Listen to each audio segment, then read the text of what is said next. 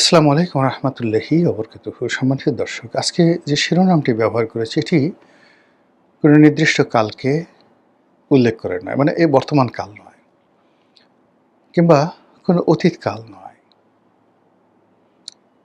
কিংবা কোনো ভবিষ্যৎ কালও নয়। এটি হলো ক্ষমতার পালা পরিবর্তন হলে কী কী লক্ষণ ফুটে ওঠে। প্রকৃতিতে যখন পরিবর্তন আসে, কোনো একটা ক্ষমতাধর সাম্রাজ্য, পরিবার কিংবা ধরুন কোনো একটি প্রতিষ্ঠান, সেটি যখন ধ্বংসের দ্বারপ্রান্তে চলে যায়, এক পক্ষের পতন ঘটে, অন্য পক্ষের উত্থান হয়।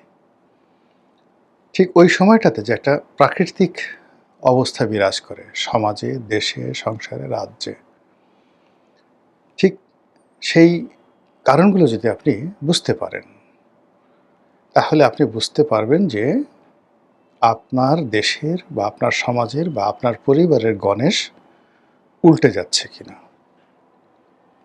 আবার প্রকৃতিতে এমন সব ঘটনাগুলো ঘটে, যে ঘটনাগুলো দেখলে আপনি বুঝতে পারবেন যে আমাদের জাতীয় উত্থান, শ্রেষ্ঠত্ব এবং আমাদের জাতীয় উন্নতি, এগুলো চরম পর্যায়ে পৌঁছে যাবে। সব মিলিয়ে এই প্রাকৃতিক বিষয়গুলো আলোচনা করব, যাতে করে আপনি নিজেই বুঝতে পারবেন যে বর্তমান যে সময়, চলমান যে সময়, এই সময়টি যারা এখন বিএনপিতে সরকার চালাচ্ছে তাদের জন্য উপযুক্ত কিনা। আপনি বুঝতে পারবেন যে তারা দীর্ঘমেয়াদে কতদিন ক্ষমতায় থাকতে পারবেন, অথবা খুব দ্রুত তাদের যে ক্ষমতার যে ধারাবাহিকতা, এই জায়গাতে বিচ্ছেদ হবে কিনা। গণেশ উল্টে যাওয়া। গণেশ হিন্দুদের একটা দেবতা। এটার পেছনে একটা এই যে প্রবাদ প্রবচন, প্রবচনের প্রতিটি প্রবাদ এবং প্রবচন বাংলাদেশে যেগুলো আছে, এগুলোর পেছনে একটা লং হিস্ট্রি আছে। এত হিস্ট্রি, এগুলো বলতে গেলে আপনাদের ভালো লাগবে না। যেমন আমরা একটা সাধারণ শব্দ যদি বলি, ধুরন্ধর। আপনি ধুরন্ধর কেন, কিভাবে এলো, এই কথা যদি আমি বলতে যাই, আমি অন্ততপক্ষে অ্যাটলিস্ট ১ ঘন্টা বলতে পারবো। আমরা বলি যে এই লোকটি একটি জঘন্য। এই জঘন্য শব্দটি কোথা থেকে এলো? সেখানে জঘন, জ-ঘ-ন, জঘন কিংবা জঙ্ঘা। তো জঙ্ঘা, জঘন্য এবং জঘন, এর সঙ্গে আমরা যে একজন ব্যক্তিকে বলি এই লোকটি একটি জঘন্য মানুষ, এটার সম্পর্কটা কি? তো এই ক্ষেত্রে এরকম যেমন প্রতিটি শব্দেরই অসংখ্য ব্যাখ্যা রয়েছে, তদ্রূপ এই গণেশ উল্টানোরও ব্যাখ্যা রয়েছে, যেটির একেবারে সহজ সরল বাংলা হলো, আপনি ক্ষমতায় আছেন, সেই ক্ষমতার যে চেয়ারটি এটি উল্টে গেছে। আপনি একটা ভালো ব্যবসা বাণিজ্য করছেন, ব্যবসার যে অপরচুনিটিসগুলো আছে সেগুলো বন্ধ হয়ে গেছে। আপনি একটু পরেই ফকির হয়ে যাবেন, দেউলিয়া হয়ে যাবেন। আপনার সংসার যাত্রা বা সংসারে যে শান্তি, এটি বিনষ্ট হবে। এই জিনিসগুলো যখন কম্বাইন্ডলি, সামগ্রিকভাবে মানুষ বাগধারার মতো করে বুঝাতে চায়, ঠিক সেই সময়টাতে এই গণেশ উল্টে যাচ্ছে, গণেশ উল্টে গেছে বা গণেশ কবে উল্টাবে, এই শব্দগুলো ব্যবহার করা হয়। আমাদের এই আজকের ভিডিওতে আমরা বলার চেষ্টা করব রাজনীতির যে গণেশ, আমাদের সেই যে রাজনীতির গণেশ, এটা উল্টে গেছে কিনা। ২ নম্বর হলো যে আমাদের ক্ষমতার গণেশ, এটা উল্টে যাবে কিনা। ৩ নম্বর হলো আমাদের যে চিন্তা এবং চেতনার যে গণেশ, এই চিন্তা চেতনার গণেশগুলো উল্টে যাচ্ছে কিনা বা গেছে কিনা। প্রথম চিন্তা থেকে আসি, কেন মানুষের মধ্যে প্রথম যেটা আসে সেটা হলো চিন্তা আসে, তারপরে চিন্তা থেকে মানুষের বুদ্ধি আসে, বুদ্ধি থেকে মানুষের কর্ম আসে, কর্ম থেকে মানুষের ফলাফল আসে। কাজেই এই চিন্তা থেকে বলি, চিন্তার গণেশ উল্টে গেছে কিনা। ইয়েস, আমাদের চিন্তার গণেশ উল্টে গেছে। কখন থেকে উল্টে গেছে? ডক্টর মোহাম্মদ ইউনূসের জমানার প্রথম ৩ মাস পরে আমাদের চিন্তার গণেশ উল্টে গেছে। আমরা এনসিপি সম্পর্কে, তারপর বিএনপি সম্পর্কে, জামাত সম্পর্কে, ডক্টর মোহাম্মদ ইউনূস সম্পর্কে, আমেরিকা সম্পর্কে যে সকল চিন্তা করতাম, যে সকল ইতিবাচক ভাবনা ছিল, সেই প্রায় সব কিছু উল্টে গেছে এবং এটি ক্রমশ ওলটপালট হচ্ছে, স্থির থাকছে না।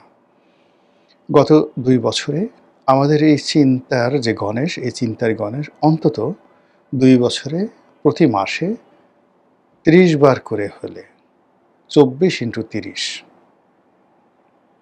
তাহলে কতবার হয়? ৩ × ৪ = ৭২,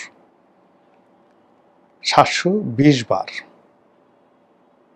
আমাদের এই আরও ৭,২০০ বার, মানে ২৪ × ৩০, ২৪ মাস। তো ২৪ মাসে প্রতি মাসে মানে যদি পাল্টে থাকে তাহলে ৭২০ বার পাল্টে গেছে। আর যদি আরও বেশি পাল্টায়, দিনে কয়েকবার পাল্টিয়েছে। তো এরকম একবার ডানে, একবার বামে, একবার উপরে, একবার নিচে, এরকম করতে করতে আমাদের চিন্তার মধ্যে যে অস্থিরতা এসে গেছে, স্থিরতা নেই। ফলে আমরা এই অস্থির মনোবৃত্তির কারণে ২৪ ঘন্টা 24 আওয়ার্স কোনো একটা বিষয়ের উপরে নিজেদের মন, মানসিকতা, চিন্তা, চেতনা, সিদ্ধান্ত আমরা স্থির রাখতে পারছি না। আমাদের মনে হয়েছে ডক্টর মোহাম্মদ ইউনূস ভালো, আবার একটু পরে মনে হলো খারাপ, এবং আমাদের মনে হয়েছে জামাত ভালো, সৎ মানুষ করবে, তারা ভালো করতে পারে, একবার চেষ্টা করে দেখি, একটু পরে মনে হয়েছে আবার খারাপ, আবার মনে হয়েছে এনসিপি ভালো, আবার মনে হয়েছে চরমোনাই ভালো, আবার মনে হয়েছে না তারেক রহমান সাহেব ভালো, বিএনপি ভালো, সালাউদ্দিন সাহেব ভালো, আবার মনে হচ্ছে না না যেই লাউ সেই কদু। এই যে অস্থিরতা, ইট মিনস আমাদের চিন্তার যে গণেশ সেটা উল্টে গেছে। অন্যদিকে যদি আপনি রিভার্স ধরেন, যারা আমাদেরকে ১৭ বছর শাসন করেছে, আওয়ামী লীগ খুব খারাপ, শেখ হাসিনা খুব খারাপ, দেশের টাকা পাচার করেছে, এই বিষয়গুলো খুব জনপ্রিয় ছিল। আওয়ামী লীগের সব লোককে ধরতে হবে, মারতে হবে, এদের মালামালগুলো নিতে হবে, লোকজন কিচ্ছু বলবে না, এটা ছিল। কিন্তু উইদিন ৩ মাস, অর্থাৎ ২০২৪ সনের জুলাই আগস্ট, আগস্টে গেল, সেপ্টেম্বর, অক্টোবর, নভেম্বর থেকে আমাদের চিন্তার গণেশ উল্টাতে থাকলো এবং আওয়ামী লীগের প্রতি সহানুভূতিশীল হতে হতে হতে হতে এখন আওয়ামী লীগের জনপ্রিয়তা যে কোন পর্যায়ে আছে, আরশের মালিক আল্লাহ ছাড়া আর কেউ জানে না। গেল চিন্তা। চিন্তার পরে মানুষের যেটা হয়, চিন্তা থেকে আমি বললাম যে চিন্তা থেকে তার বুদ্ধি আসে, বুদ্ধি থেকে কর্ম আসে। তো আমাদের এই চিন্তার জগতে আনপ্রেডিক্টেবল চিন্তার কারণে আমাদের যে কোনো কর্ম, সেই কর্মের ধারাবাহিকতা আমরা গত ২ বছরে রাখতে পারিনি। আমরা ২ বছরে ব্যক্তিগতভাবে কোনো দোকান দেইনি, কোনো ব্যাপক হারে আমাদের জনগণ চাকরি পায়নি, বিদেশে যায়নি, শিল্প কলকারখানা করেনি, বাড়ি গড়েনি, গাড়ি করেনি, মানে গাড়ি কিনেনি, এমনকি বিয়ে থাও অন্য সময় যা করে তার চেয়ে কম হয়েছে। এমনকি যদি এই ২ বছরে আপনি দেখেন আমাদের যে বার্থ রেট, মানে সন্তান উৎপাদনের ক্ষমতা, এটা অর্ধেকে নেমে এসেছে। বোঝার চেষ্টা করুন তাহলে আমাদের চিন্তার কারণে, আনপ্রেডিক্টেবল চিন্তার কারণে আমাদের যে দৈনন্দিন জীবনের যে কর্ম, সেই উৎপাদন, তারপরে শেষে আমাদের ঘুম, খাওয়া দাওয়া যা কিছু রয়েছে, সব কিছুর গণেশ উল্টে গেছে। আমরা সর্পিল গতিতে এগোচ্ছি, ডানে তাকাচ্ছি, বামে তাকাচ্ছি, স্থির হয়ে একটি নির্দিষ্ট গন্তব্যের দিকে যেতে পারছি না। ফলে সব কিছু এলোমেলো হয়ে গেছে। এরপর আসুন আমাদের স্বপ্ন। এই মুহূর্তে আমাদের কোনো স্বপ্ন নেই, স্বপ্নের গণেশ উল্টে গেছে। আমরা ঠিক স্বপ্ন দেখতে পারছি না যে একটি স্বনির্ভর বাংলাদেশ তৈরি হবে, সেই বাংলাদেশে রাজনৈতিক দলগুলো নেতৃত্বে থাকবে, সেটা তারেক রহমান সাহেব হোক, সেটা জামাতের সভাপতি হোক, কিংবা সেটা অন্য যে কেউ, ইভেন অনেকে সেনা শাসনের কথা বলেন, সেটা জেনারেল ওয়াকারুজ্জামান বা অন্য কোনো জেনারেল আসুক, তারা সামরিক বাহিনীর মাধ্যমে দেশকে সেই অতীতের এরশাদের মতো করে শাসন করবে, এরকম কোনো একটা চিন্তাতে, কোনো একটা পরিকল্পনাতে, কোনো একটা স্বপ্নে আমরা বিভোর হয়ে ২৪ ঘন্টা স্থির থাকতে পারছি না।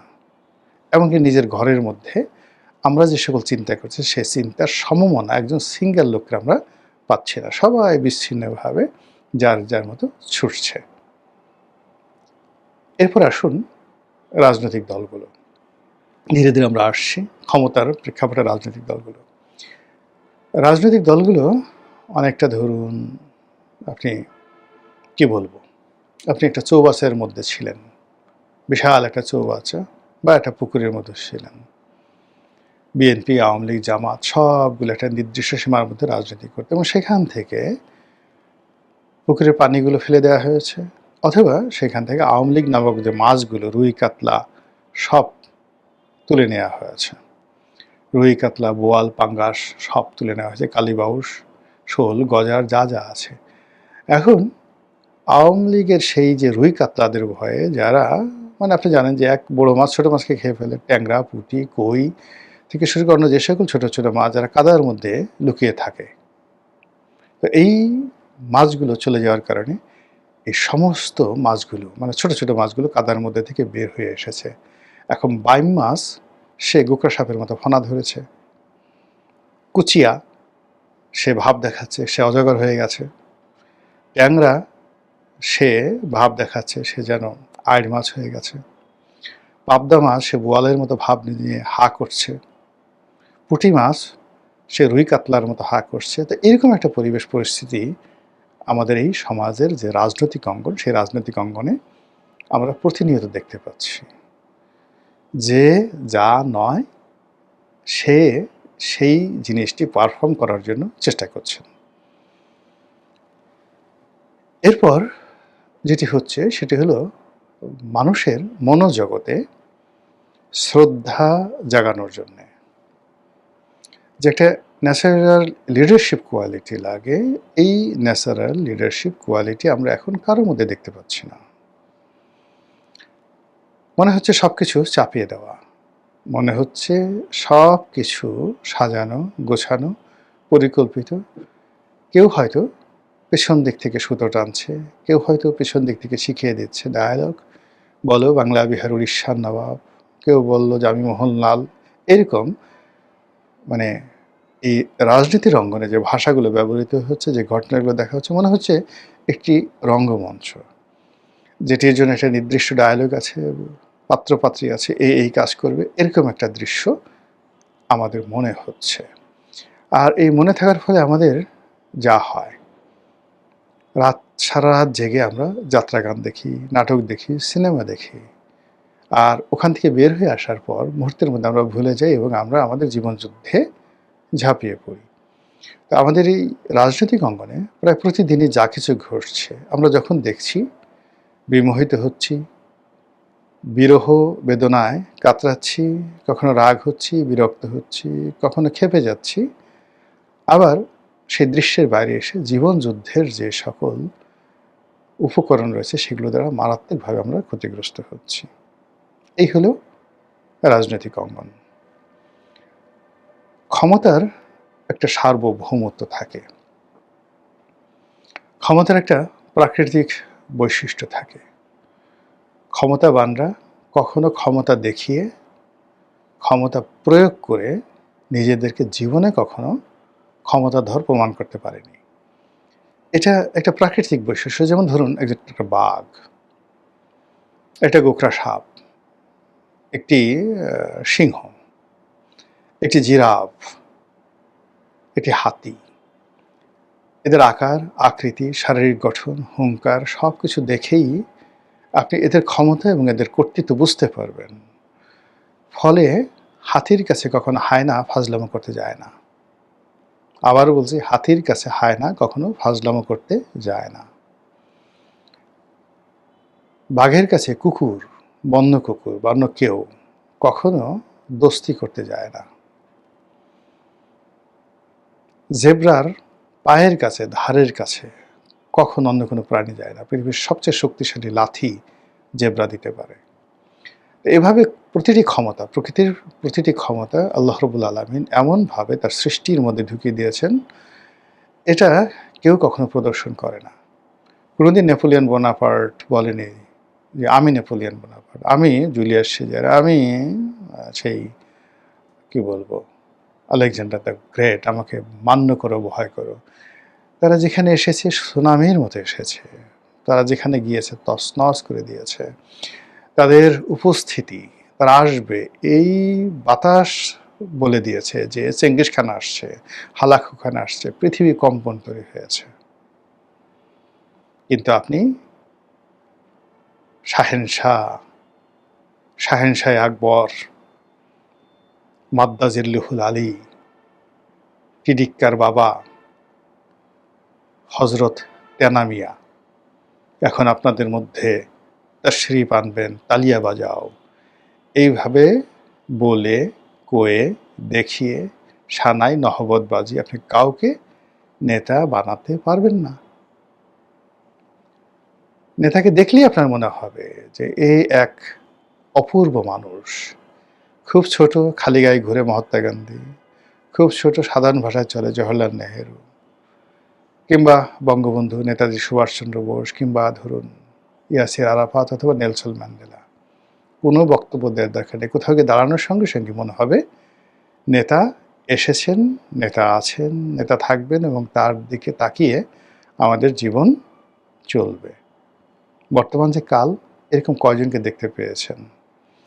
কাকে দেখে মনে হয় আপনার বান্ধব? কাকে দেখে মনে হয় সে আপনার কথাগুলো বলছে?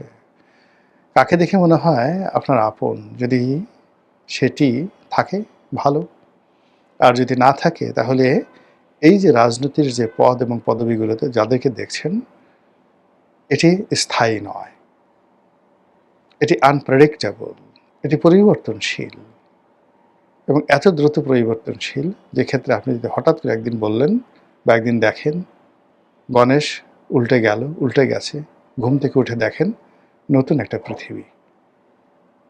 এটি আশ্চর্য হওয়ার কিছু নাই। এর কারণ হলো সবকিছুই বেকারের মতো চলছে এবং চলবে। মহান আল্লাহ আমাদের সবাইকে হেদায়েত দান করুন এবং হেফাজত করুন। আসসালামু আলাইকুম ওয়া রাহমাতুল্লাহি ওয়া বারাকাতুহু।